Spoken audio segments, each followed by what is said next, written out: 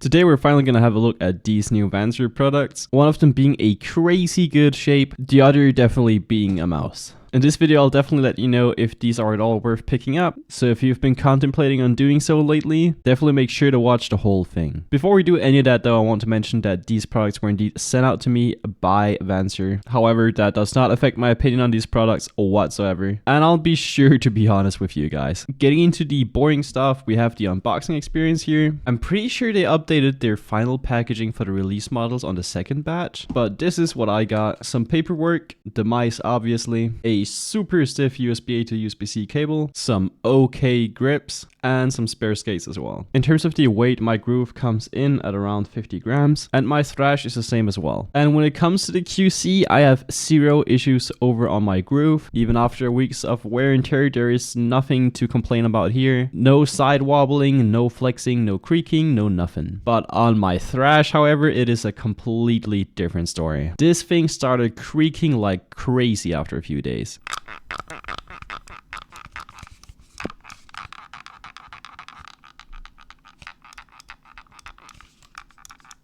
No matter where I actually press on this thing, it does actually creak, even during gameplay. However, apparently this has now been fixed on the second batch, which has already arrived over at Lethal Gaming Gear. So if you're interested in picking this thing up, definitely make sure to contact your retailer and ask what batch they got first. Other than that, yet again, the thrash feels amazing and I don't have any issues besides that creaking. Now when it comes to the shape, I want to start with the groove first so I can get that thing out of the way. This thing is super niche because this has outwards flared sides. This is insanely rare these days, and the last time we've seen this was on the Ninjutsu Katana, which yet again was not a crazy popular mouse, at least not in terms of shape. This very much reminds you of those old style Microsoft or IntelliMouse style mice, and when you use it at first, your mind will be absolutely you simply will not know how to actually use this thing, and if you try to grip it like a normal mouse, your fingers will definitely be catching an edge over here, just like me at 2 AM. But if you play more of a relaxed type of claw grip and you kind of let your fingers rest on the sides like this, it kind of works. It is definitely usable, but it's a very unsafe shape. So if you don't know whether you'd like it or not, definitely just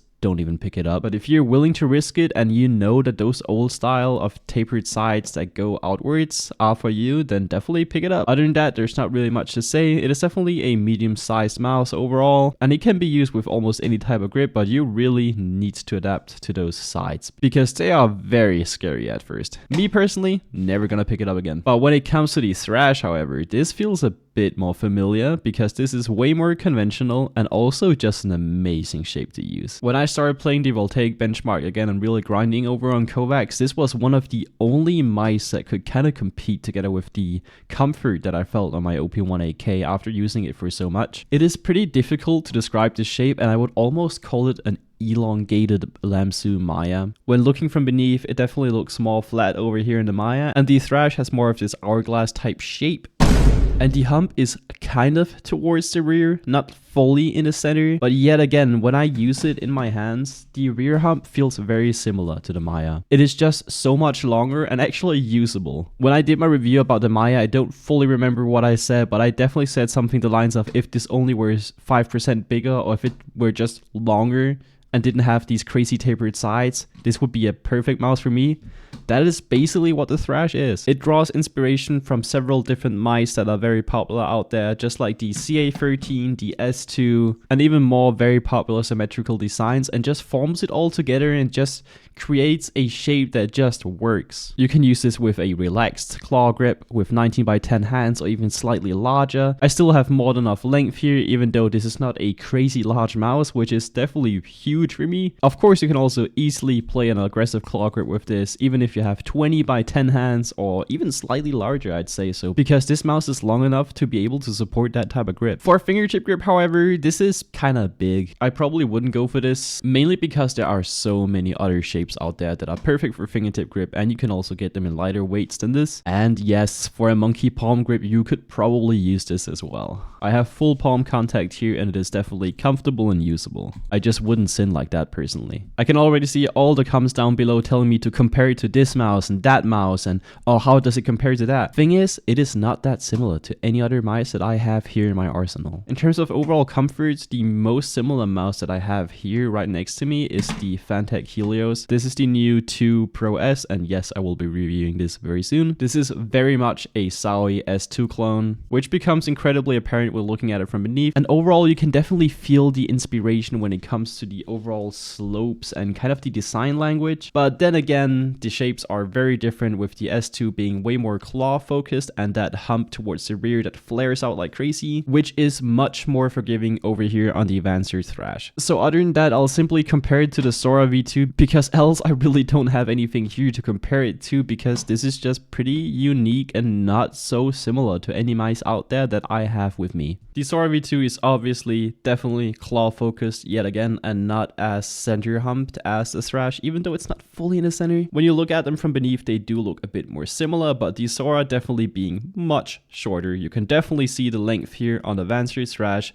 which is pretty unique with this thing. The button height is noticeably lower over here on the Sora V2, and of course you feel that you're definitely forced into more of a claw grip here with that hump more towards the rear. But the overall hump width is sort of similar, because these mice are both pretty forgiving towards the rear hump here. They don't flare out like crazy, they're both very comfortable to use, and they don't give an overwhelming amount of support to the point where you just feel so locked in you can't even adjust your grip anymore. So if you want a longer Sora V2 that is also viable for all other types of grips, this is definitely for you, and I can definitely recommend this shape because this is freaking awesome. The only thing I feel kinda uncomfortable with in game is the button height, because this mouse is pretty long and then I end up with my finger here, and the distance here is much higher compared to something like the OP18K, where you are so much closer to your mousepad, which just feels more natural to aim with, for me at least. But enough yapping, let's talk about the coating. The coating is actually pretty decent. It's not crazy rubbery or anything like that, but once your hand actually gets warm, this grip's more than fine enough. Also keep in mind that everything I say here goes for both mice. I highly assume that the specs are the same for both mice, so that is why I'm only gonna open up this one and cover it. These mice do indeed come with Wano blue shell pink dot switches. They also come with a TTC encoder, which is definitely more on the tactile side, a bit more on the heavier side for sure. And then there's also this 300 mAh battery in the back. And also do keep in mind that this is a 3395 sensor. The clicks are not too light, not too heavy. They're definitely spammable. I don't have any excessive amount of post travel, anything like that. And I also don't have any switch grinding or any side wobbling whatsoever. Great job, VANCER. Side buttons are also definitely spammable. I really like these. And as already mentioned, the scroll is a tiny bit more on the tactile side, not on the crazy light side. And mouse 3 is also enjoyable and can be spammed. It's not the lightest thing in the entire world, but it is fine. When it comes to these skates, these instantly reminded me of the Inkit skates, which are definitely not my favorite. They're not as good as 100% PTFE skates made by the likes of CorePad or similar, but they are definitely usable. Most people wouldn't really have any issues with them, but I think they're okay. And when it comes to the battery life, it has been fine for me. Nothing crazy to note here. I was definitely able to use it on 2K for almost 5 days, so the battery life is fine here. And talking about 2K, let's get into the high polling rate features on these mice. These mice both support wireless 4K out the box with this receiver that also has a screen on it. Once your mouse is turned on and the dongle is connected, you can see this info on the screen. When you change any settings on the mouse or inside of the software, this will change accordingly, and that is definitely pretty cool, even though the screen is kind of tiny and it looks a bit weird. What's not so cool is that this will be powered on whilst your PC is off if you have that turned on your motherboard, which is pretty default. So if you're trying to sleep at night, this thing will be like the Batman signal, which is just a huge beacon of light trying to keep you awake at night. I can't really talk of how good the saturation is here because I don't really do any tech spec testing. I care much more about what the consumer feels in their hands and also in game, and not what the spec sheet says. All that I can say is that yes, I did feel a difference with the higher polling rates, especially over on Fortnite. When swapping from 1K to 2K, I could definitely feel a difference, and that's really about it. Will it be the best firmware in the entire world? Probably not. In terms of the software, they have this web software where you can go to vancer.gg, then you connect your mouse, you click on your mouse, and here you can change all your settings. This is freaking sick because you can just bookmark this page or simply go to vancer.gg anytime you want to change anything, and you don't need to download a freaking software only to change very simple settings. You can also change most of these settings with key combinations that are inside of the manual, but then again, pulling up this website is simply more easy than that. Before we go ahead and draw a conclusion of this video, I also want to talk about the trigger that they sent us as well. This was included in all of the reviewer packages, and that is why I also will quickly touch upon it. This is a carbon fiber sheet that sounds hella funny. It has a rubber base and it is paper thin, and as you can see by the streaks of it, if you use PTFE skates on this thing, they will wear like crazy. This thing is basically only usable with reflective glass dots like the Superglide ones, and anything else will simply suck on this. If you put 0 pressure into this pad with PTFE skates, this thing floats, but as soon as you put 1% pressure into this pad, it drags like crazy and it just abuses your PTFE skates. So my note to Vancer here is, if you actually want to mass produce it and keep this in stock, please for God's sake, include reflective glass dot skates with this pad. They also sent out a sleeve with this pad for me to try, but since I'm not American and that sleeve was an XXL, it was unusable for me personally. And another thing I want to talk about before we get into the conclusion of this video are the main issues that I have with Vancer and these products here. First of all, the software was unavailable for 1 to almost 1.5 months after the launch of these products. Imagine buying a mouse that you can't even configure. Now, if you actually did read through the entirety of the manual, you would be able to find some key combinations where you can actually change most of the settings. However, that is super user unfriendly and definitely not something I would look forward to experiencing when spending over $100 on these things. My second issue is of course that the creaking on the first batch is very bad over on the Thrash. Apparently it has been fixed on the second batch, but for all the people that received the first batch,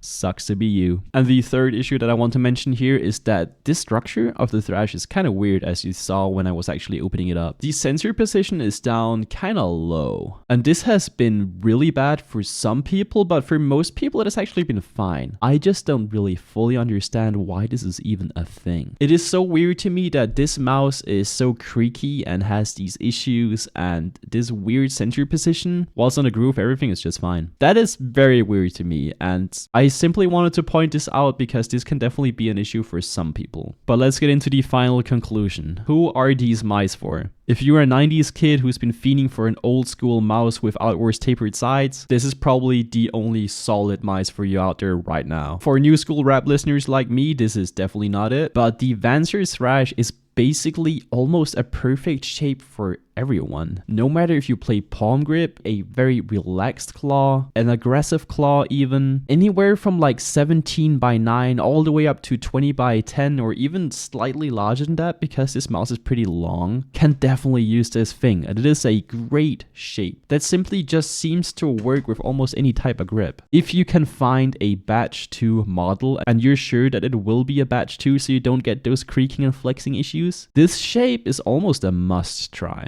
Just please keep in mind of the sensor position that is kind of weird, which will make your sensitivity feel ever so slightly lower than what it normally is. Just like how a higher sensor position would give you a faster sensitivity feeling because of the way that you will pivot your wrist when aiming. Other than that, this shape is just freaking great, and it just really sucks that mine has to creak like that, because I will probably never use this again. And as a final note on the trigger, please only pick this up if you have some reflective glass skates lying around. But yeah, that's about it for this video. Vancer definitely makes some interesting products, to say the least. And as an old school LG fan, I'm just happy that somebody's out there who dares to do stuff like this. If you have at all been enjoying this type of content, please make sure to subscribe and hit the notification bell right next to it. And I'll see you guys very soon. Peace out.